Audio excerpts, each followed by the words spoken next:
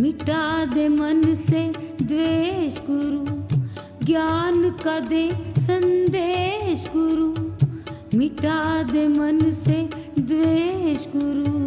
ज्ञान का दे संदेश गुरु, मिटा दे मन से द्वेष गुरु।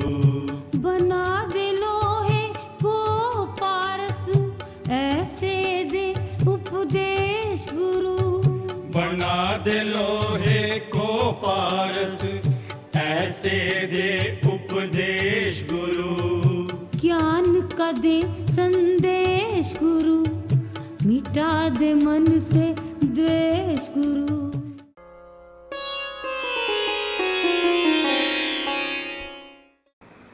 संत का सत्कार होना चाहिए, संत का सत्कार होना चाहिए। देव सा व्यवहार होना चाहिए, देव सा व्यवहार होना चाहिए। संत का सत्कार होना चाहिए, संत का सत्कार होना चाहिए। संत, संतत्व, समता। प्रभु महावीर की वाणी में निगंथा उज्जूदन सुनो। निर्ग्रंथ संत में कोई गांठ नहीं होती, बाहर की गांठ नहीं जो तुम लगाते हो। आपने देखा एक रस्सी है, सीधी रस्सी है, उसमें एक गांठ लगा दो तो क्या अंतर आता है? कुछ। रस्सी का वजन ज्यादा नहीं बढ़ता, रस्सी वैसी ही वैसी है, परंतु एक गांठ लगती है रस्सी में तो बहुत बड़ा परिवर्तन आ जाता है। तुम उस रस्सी से जो कार्य करना चाहो वो पूरा कर नहीं पाते, क्योंकि बीच में गांठ लगी। जब तक वो गांठ है तब तक रस्सी उलझी हुई है। उलझना मतलब गांठ लग जाना, सुलझने का अर्थ गांठ का खुल जाना। रस्सी की गांठ खोल दो, रस्सी वैसे की वैसी हो जाती, और गांठ लगा दो, रस्सी उलझ जाती। ये व्यवहार की भाषा है। एक रस्सी सीधी सपाट, तुम कुछ भी चाहो, रस्सी से कुछ भी कार्य कर सकते हो, बहुत से कार्य कर सकते हो, परंतु गांठ लगने पर नहीं हो पाता और रस्सी उलझ जाती है। और उलझना अपने आप में ठीक नहीं होता, सुलझना ठीक रहता है। रस्सी का खुल जाना सुलझना है, रस्सी का गांठ में लग जाना उलझना है। ये हुई सामान्य बात। हम अपने जीवन की बात करें, यदि हमारे हृदय में एक भी गांठ है किसी व्यक्ति के प्रति, वस्तु के प्रति, परिस्थिति के प्रति, विचारों के प्रति, परंपरा के प्रति, किसी गुरु के प्रति, तो हम सीधे और सरल नहीं हैं। प्रभु महावीर ने कहा निगंथा उज्जूदन सुनो। निर्ग्रंथ, ग्रंथ जिसमें कोई गांठ नहीं, बड़ा सीधा अर्थ था, परंतु लोगों ने सोचा, भगवान ने कहा है कि ग्रंथ नहीं रखने, इसलिए ग्रंथों को फेंक दिया गया, पानी में डुबो दिया गया कि ग्रंथ रखने नहीं। वो ग्रंथ नहीं, ग्रंथ एक शब्द के अनेक अर्थ होते हैं। ग्रंथ का मतलब गांठ, गांठ ना हो किसी प्रकार की। बहुत सी गांठें हैं, मोटी मोटी गांठें, क्रोध की, मोह की, लोभ की, अहंकार की, कामना, वासना, और सबसे बड़ी अपने विचारों की कि मैं ठीक हूँ, मेरे विचार ठीक है, मेरी परंपरा ठीक है, मेरे गुरु जो कर रहे हैं ठीक है, बाकी सब ये गलत है। ये सबसे बड़ा उलझन का मामला है, टकराव का मामला है, सरलता नहीं, ऋजुता नहीं। भगवान ने कहा संत तो ऋजु होते हैं, सरल होते हैं, सबकी बात स्वीकार कर लेते, जो जैसा है वैसा।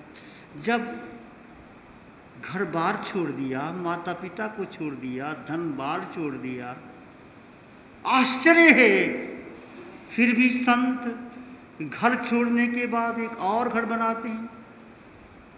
घर की चार दीवारी छोड़ी तो और परंपरा को बांध लेते हैं। घर के थोड़े रिश्ते नातों को छोड़ा, अपने शिष्य वर्ग को इतना मजबूत कर देते हैं, इतना भर देते हैं कि देखना इस चार दीवारी के बाहर नहीं जाना। कितने कर्मों का बंधन होता है जब हम किसी को बांधते हैं। यदि मैं भी किसी को बांधूं, संत तत्व नहीं है ये। संत तो खुला दिल दरबार होना चाहिए। जैसे आकाश सबको स्थान देता है, फूल सबको सुगंध देता है, नदियां सबको पानी पिलाती है, सूरज सबको प्रकाश देता है, गाय सबको दूध देती है, फिर हम किसी को बांधें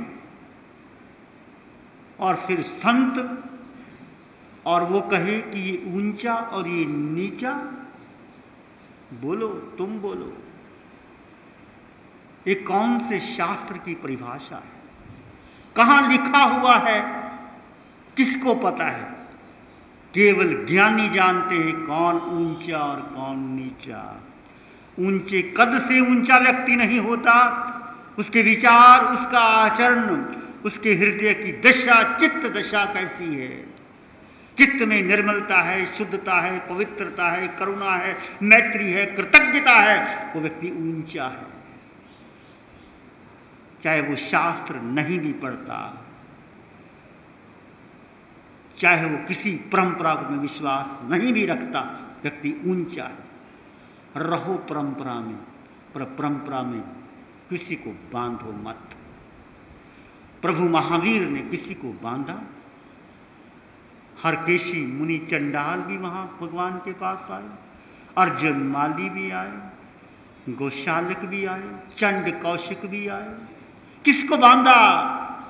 क्या भगवान ने एक बार भी कहा कि गौतम तुम मेरे और गोशालक तुम मेरे नहीं? ये है वीतरागता का प्रसाद, कृपा। किसी पर न राग, न देश, न मोह, न माया, न क्रोध, न अहंकार। बस इस चित्त की भाव दशा में बहते चले जाओ। यदि तुम साधना करना चाहते हो, सामायिक करना चाहते हो, धर्म को जीवन में अंगीकार करना चाहते हो, तो अपने चित्त को निर्मल करो, शुद्ध करो, पवित्र करो। कोई गांठ है वो तुम ही देख सकते हो।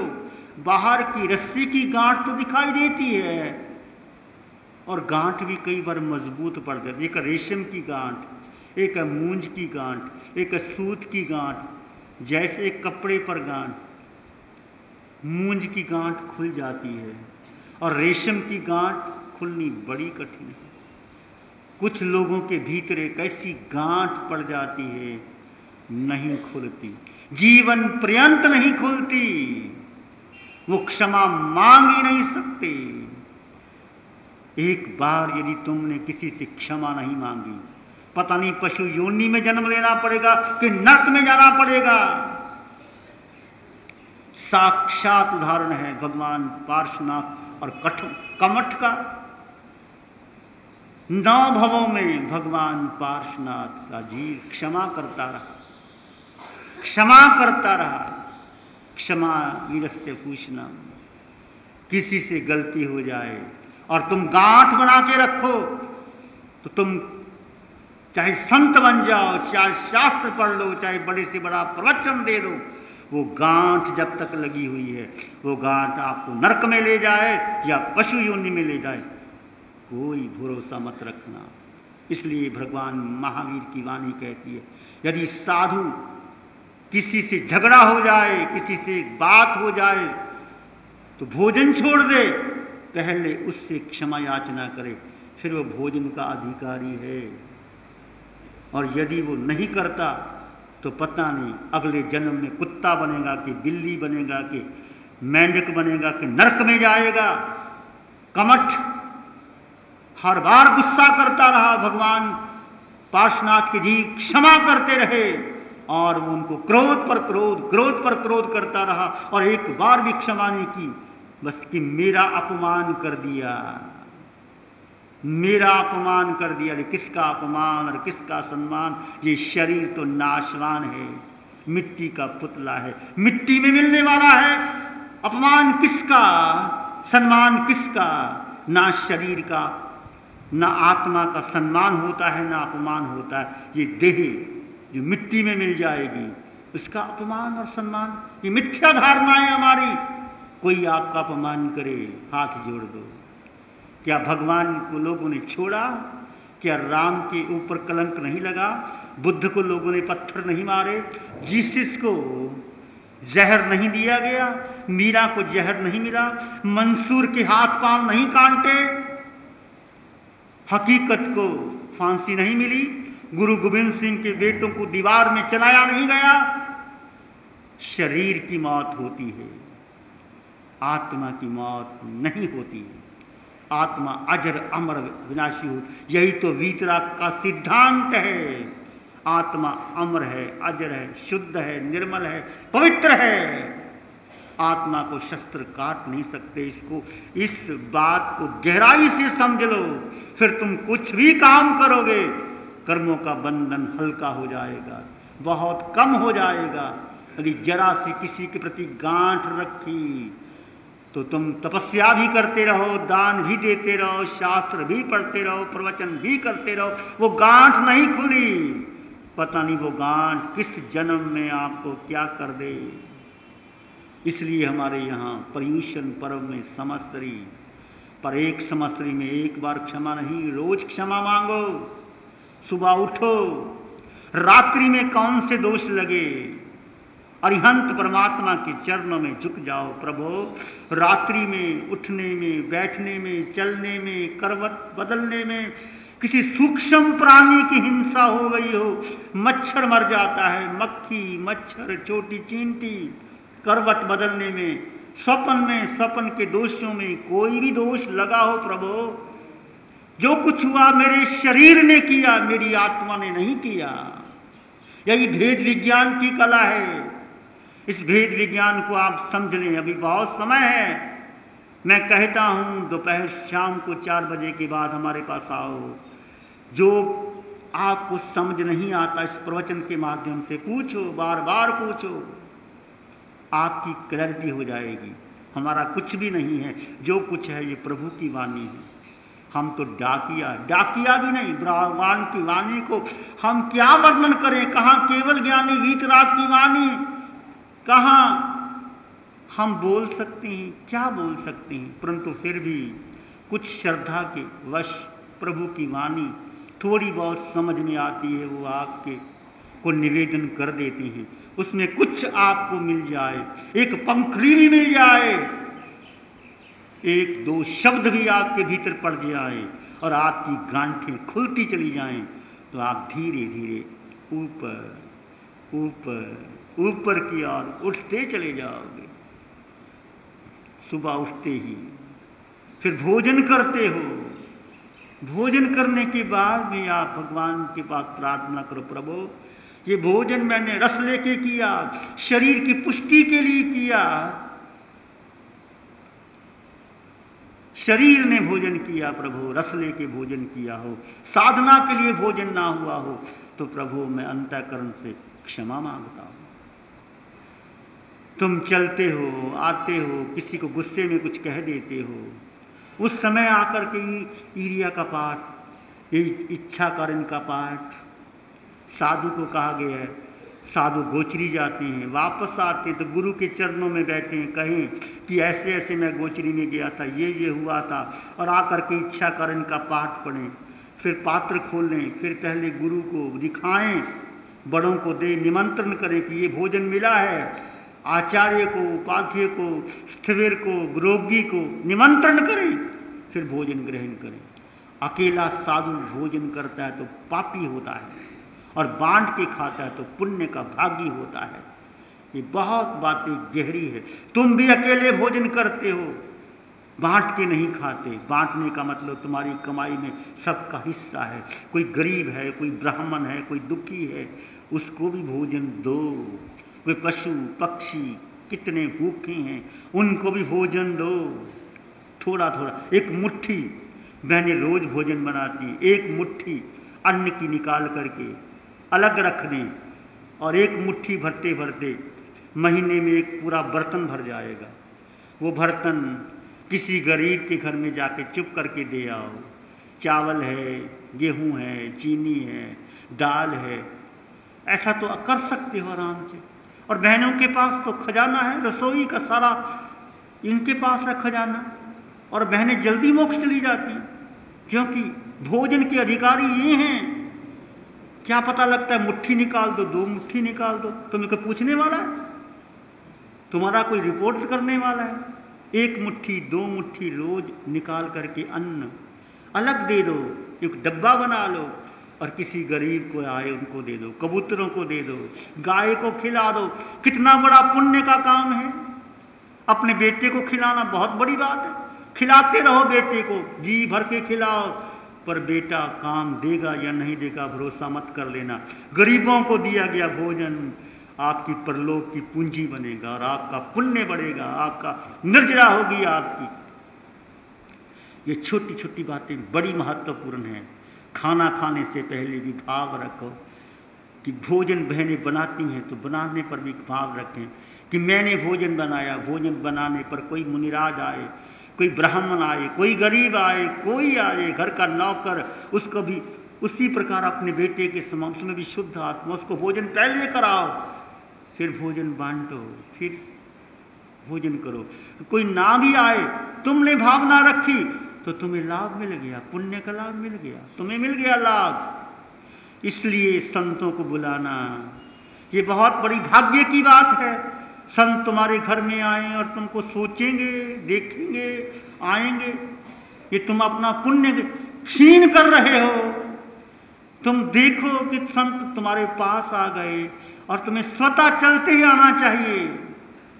फिर भी भाग्यशाली होते हैं वो लोग जो अपने आप खिंचे चले आते हैं, और जो प्रेरणा देते हैं साधना के लिए, प्रवचन के लिए, धर्म की वाणी के लिए, उसको धर्म मिलता है। जो धर्म की प्रेरणा भी देता है उसको धर्म मिलता है, उसको समृद्धि मिलती है, उसको धन मिलता है। और ये मैं लालच नहीं की बात कह रहा है, ये अपने आप व्यक्ति को खिंचा चला आता है। तुम अकेले बैठे रहो, मज़े से बैठे रहो, शरीर तो आलसी है, जितना मर्जी एलसी में रखो, मक्खन मलाई खिलाते रहो, ज़्यादा मीठा खिलाते रहो, शुगर हो जाएगी, डॉक्टर कहेगा बंद कर दो, कुछ नहीं खा सकते, फिर कहोगे अच्छा जी बंद कर देते। बेबस होके बंद करना तो पहले ही कम कर दो। इसलिए बांटो। मैं ये कह रहा था कि छोटी छोटी बातों को सीखो जीवन में, ये बहुत महत्वपूर्ण बातें हैं। तो मैंने गांठ की बात कही थी, निगंथा निर्ग्रंथ उज्जूदन सिनो। भगवान ने कोई नहीं कहा कि साधु को बहुत बड़ी पढ़ाई करनी चाहिए। अच्छा है, भगवान की वाणी सुनो, पढ़ो, अध्ययन करो, परंतु बेसिक क्राइटेरियन क्या है कि साधु को सरल होना चाहिए। निर्ग्रंथ का अर्थ है चित्त में कोई गांठ बना के नहीं रख, किसी से वैर भाव नहीं, सबसे प्यार। किसी ने गाली भी दे दी, कोई झगड़ा भी हो गया, तुम क्षमा मांग लो, क्षमा वीरस्य भूषणम, तुम बड़े हो जाओगे। जो क्षमा मांगता है वो वीर होता है, वो महावीर होता है, कम नहीं होता। इसलिए किसी में झगड़ा है तुम्हारा तो तुम दरवाजे पे चले जाओ। क्या झगड़ा भाई भाई का, किस बात पे? कोई छोटी सी बात होगी, कोई ज़मीन का टुकड़ा होगा, कोई नोटों की झगड़े होंगे, छोटी बात के लिए, किस बात के लिए झगड़ा, और कितने कर्मों का बंधन करते हो। 1 साल के ऊपर क्रोध रह गया, पशु योनि में जाओगे, और यदि क्रोध को छोड़ा नहीं नरक में जाओगे। ये अनंतानुबंधी का क्रोध, मान, माया, लोभ की चौकड़ी, यदि तुमने क्रोध करके नहीं क्षमा मांगी, 1 वर्ष के ऊपर हो गया तो नरक में जाएगा जीव। क्रोध, मान, माया, लोभ ये मोहनीय कर्म की प्रकृतियां हैं, ये शास्त्र में वर्णन आता है। इसलिए क्रोध आता है, आ जाता है, मुझको भी आ जाता है, क्योंकि जन्मों जन्मों के संस्कार हैं। पता नहीं हम पशु योनि में गए कि नरक योनि में गए कि देव बने कि मनुष्य बने, आता क्रोध आए पानी की तरह बह जाए, हवा की तरह बह जाए। एक क्रोध है पत्थर की तरह, पत्थर में रेखा पड़ गई तो मिटती नहीं।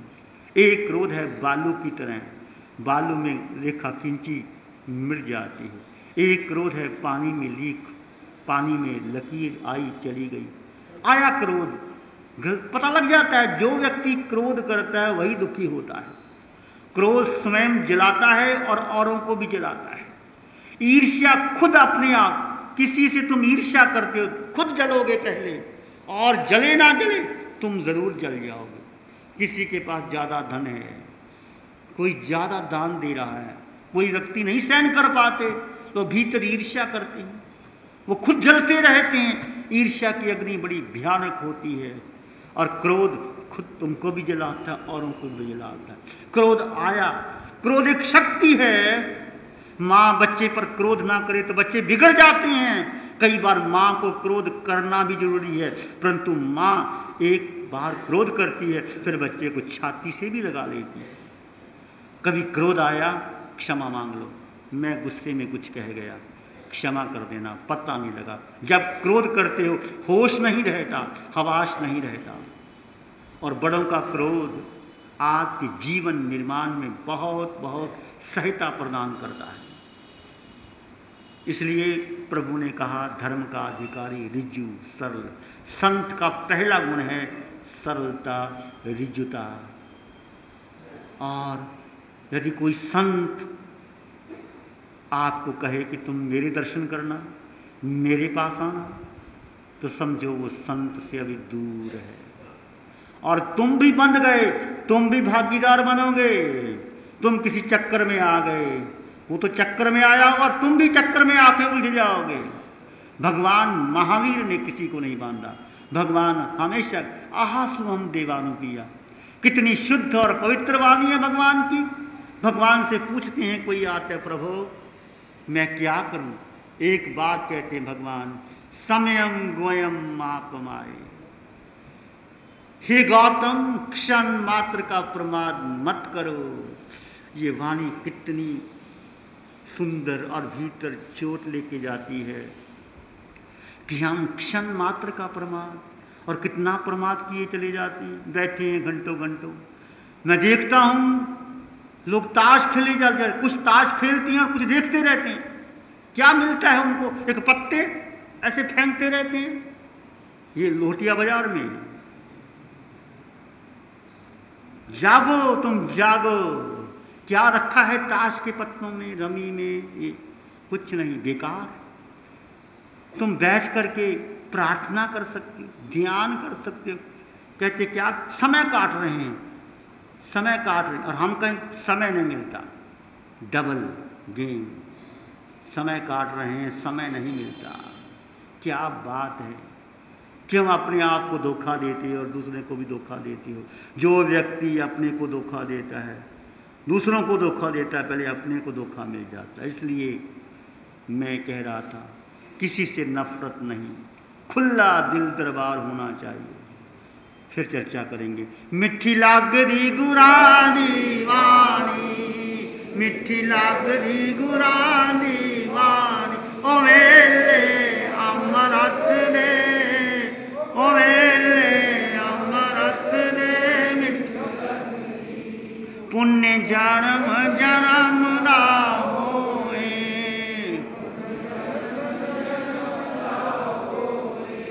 ता दर्श गुरा दा होवे, ता दर्श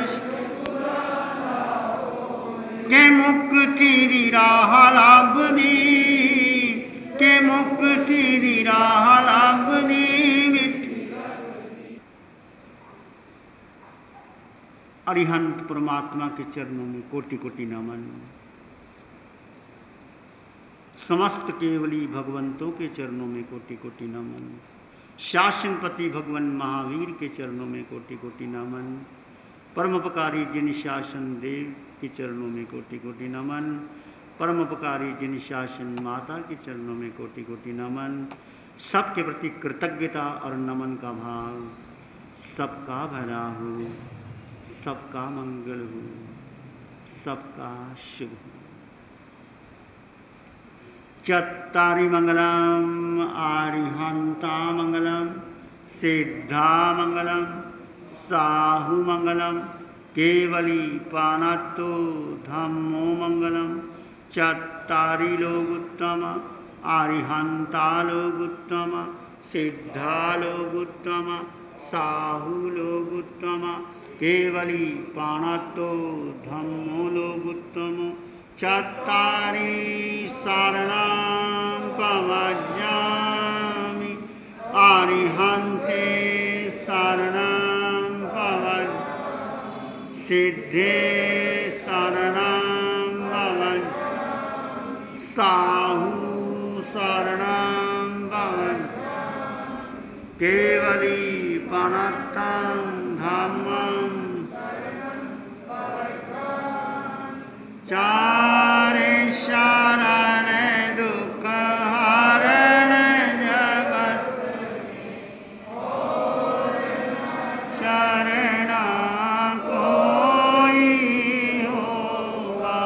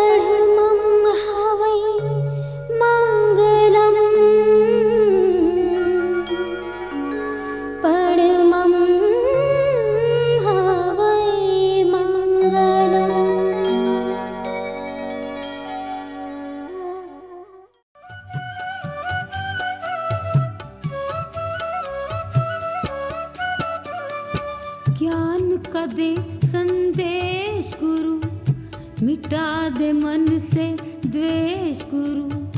ज्ञान का दे संदेश गुरु, मिटा दे मन से द्वेष गुरु। ज्ञान का दे संदेश गुरु, मिटा दे मन से द्वेष गुरु। बना दे लोहे को पारस, ऐसे दे उपदेश गुरु। बना दे लोहे को पारस, ऐसे दे उपदेश गुरु। ज्ञान का दे संदेश गुरु, मिटा दे मन से द्वेष गुरु।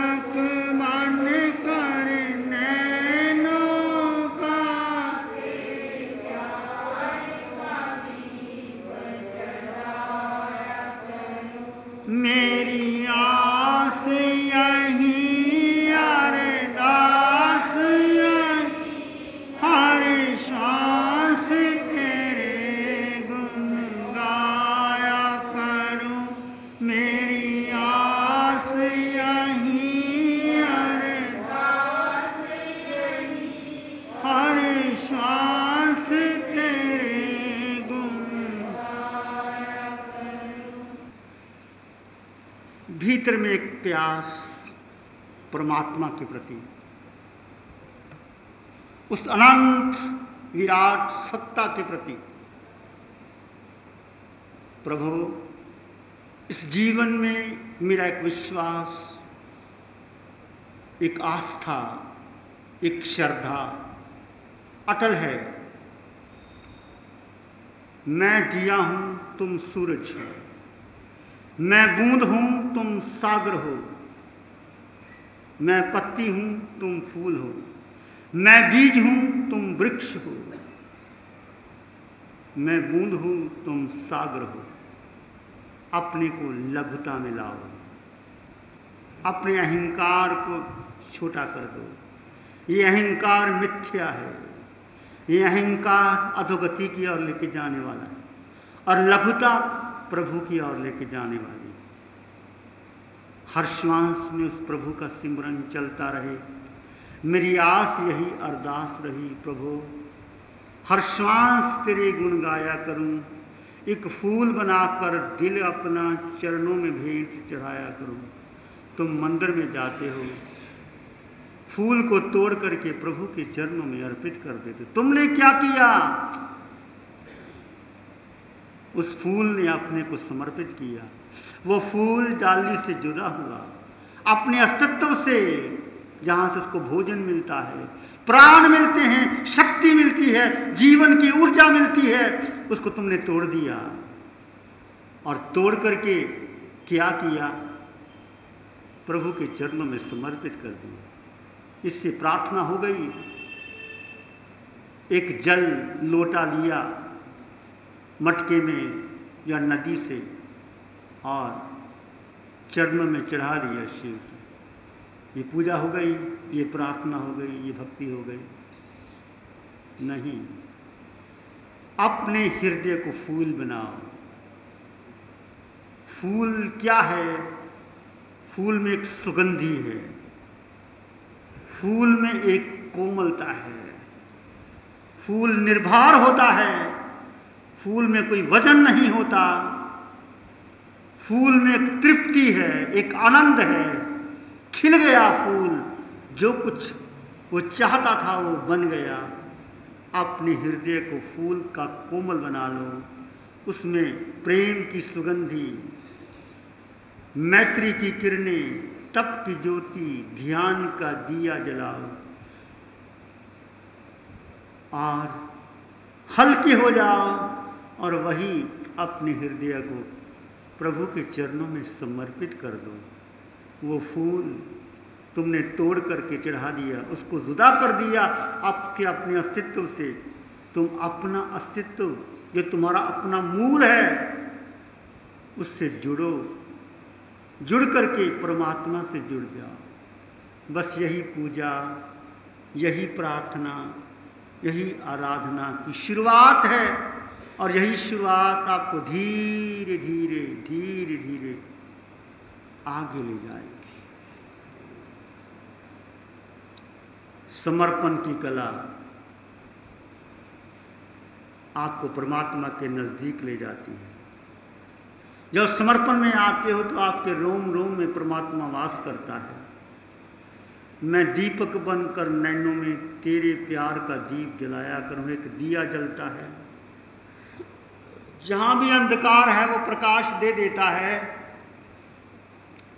तुम दिया बनो, भीतर का दिया बनो, और दिया ध्यान का जलाओ, प्रार्थना का जलाओ, भक्ति का जलाओ, और वो दिया जला करके परमात्मा के चरणों में समर्पित कर दो। तुम्हारी प्रार्थना, तुम्हारी आराधना, तुम्हारी अर्चना हो। भक्ति हृदय से होती है, भावों से होती है, अंतःकरण से होती है। और जो भक्त हुए हैं आज उनका नाम सर्वोपरि है। रामायण में हनुमान का नाम पहले आता है और राम का बाद में आता है। हनुमान जैसा भक्त, हनुमान की श्रद्धा, हनुमान का समर्पण सर्वोपरि था। वो अपने को सेवक मानते थे और राम को स्वामी मानते थे। सेवक और स्वामी का संबंध क्या होता है वो हनुमान से पूछो।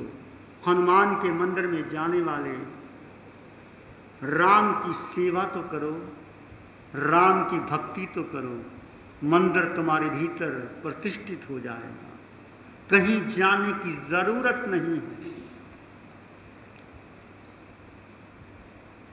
हनुमान अंजना के बेटे थे, पवन के सपुत्र थे।